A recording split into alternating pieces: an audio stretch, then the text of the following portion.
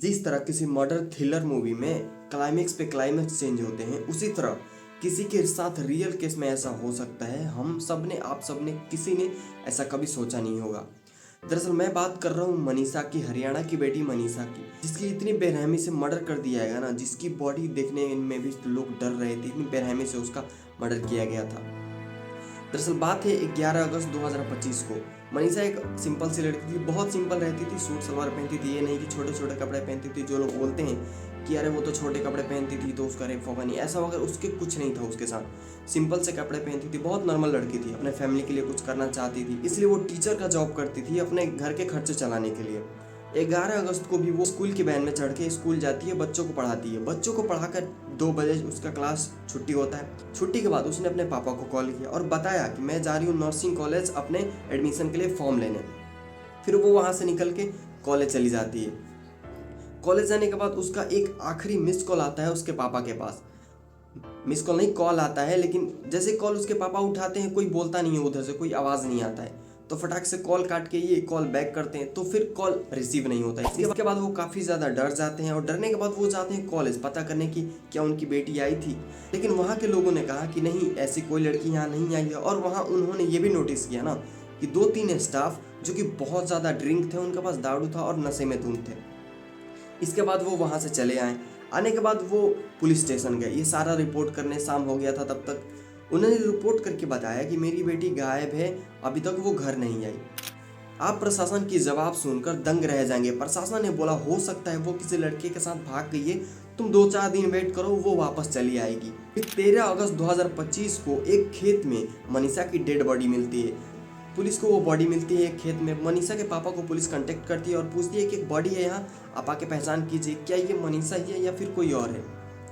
जिस बात का सबसे ज्यादा मनीषा के पापा का डर था ना, वही हुआ। वो बॉडी मनीषा की ही थी और इतने बुरे हालात में थी ना, जिसे देखना भी बहुत मुश्किल हो रहा था। लोग देखने से डर रहे थे। उस लड़की के पूरा गर्दन कट गया था, इधर थोड़ा सा मांस में टिका हुआ था गर्दन, उसका बॉडी, उसका पूरा गला और उसका फेस जला दिया गया था एसिड से। जैसे कि कोई चाहता था कि इसकी पहचान ना हो, लेकिन अगर किसी घर की बेटी गायब हुई है, उस घर वाले कैसे नहीं पहचानेंगे। उसका पूरा फेस जला हुआ था, फेस से पहचानना मुश्किल था। उसके बॉडी के बहुत सारे अंग गायब थे, जैसे कि उसका आँख गायब था, उसकी किडनी गायब थी, उसका बच्चेदानी गायब था। इसके बाद से सब गांव वाले प्रोटेस्ट पे उतर गए कि ऐसा कैसे हो सकता है। पुलिस अगर चाहती तो 11 से 13 अगस्त के बीच मनीषा को ढूंढा जा सकता था। बॉडी मिलने के बाद मनीषा के पापा ने सीधा बोल दिया, जब तक मेरी बेटी को इंसाफ नहीं मिलेगा, जो ऐसा हरकत किया है उसको सजा नहीं मिलेगा, तब तक मैं अपनी बेटी को अंतिम संस्कार नहीं करूंगा, इसकी बॉडी का कुछ नहीं करूंगा, ऐसे ही रखूंगा जब तक इसको इंसाफ ना मिल जाए। इसके बाद क्या होता है, लोगों ने पूरा भर भर के प्रोटेस्ट किया। इसके बाद पुलिस को लगा कि अब हल्ला होने वाला है, तो पुलिस ने बॉडी को उठाया और जांच में भेज दिया, इसका पोस्टमार्टम करने के लिए भेज दिया। जहां सब लोग पहले विचार लगा रहे थे कि ऐसे दरिंदगी, पहले उस लड़की का रेप किया गया, फिर उसका मर्डर किया गया, फिर उसका तेजाब से उसका फेस जला दिया गया, एसिड से उसका फेस जला दिया गया। लेकिन जब पोस्टमार्टम रिपोर्ट सामने आया ना, तब तक पूरा केस ही पलट दिया बस एक पोस्टमार्टम रिपोर्ट ने। पोस्टमार्टम रिपोर्ट में आया कि ये लड़की ने खुद, मनीषा ने, एक नशीली दवाई खा के अपना सुसाइड किया था और 9 से 10 दिन बाद पुलिस को एक सुसाइड लेटर भी मिला जो कि मनीषा ने लिखा था। ऐसा पुलिस वालों का कहना था, ऐसा प्रशासन का कहना था कि, लेकिन वो लेटर लिखा था इंग्लिश में।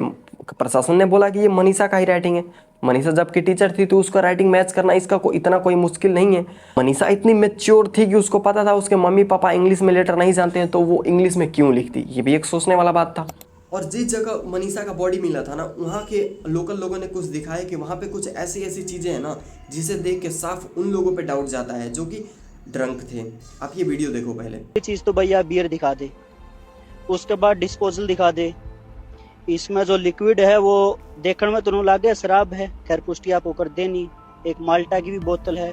उसके बाद ये चप्पल पड़ी है, रॉयल स्टैग की बोतल फूट रही है, कंच दिखाइए एक बार। ये चप्पल भी जो है जेंट्स की नजर आने लग रही है। उसके अलावा कैमरामैन इस साइड आ जा, नमकीन पड़ी है और बिस्लेरी की छोटी छोटी बोतलें पड़ी है, केले पड़े हैं, रेड बुल का कैन है। इस केस को बहुत ज्यादा दबाने की कोशिश किया जा रहा था, बहुत ज्यादा ऐसा किया जा रहा था जिसके कारण ये पूरा सुसाइड लगे। मनीषा के पापा रेडी थे कि जब तक इसको इंसाफ नहीं मिलेगा मैं इसका बॉडी का कुछ नहीं करूंगा, मेरी बेटी बहुत सीधी सादी है, ये सुसाइड बिल्कुल नहीं कर सकती है। लेकिन अचानक से देर रात तक एक मनीषा के घर पे प्रशासन का बैठक मीटिंग होता है। उसके बाद मनीषा के पापा का बयान बदल जाता है। उन्होंने बोला उसकी बॉडी का संस्कार कर दूंगा और पुलिस बोल रहे हैं वो बात सही है, मनीषा ने हो सकता है सुसाइड किया हो।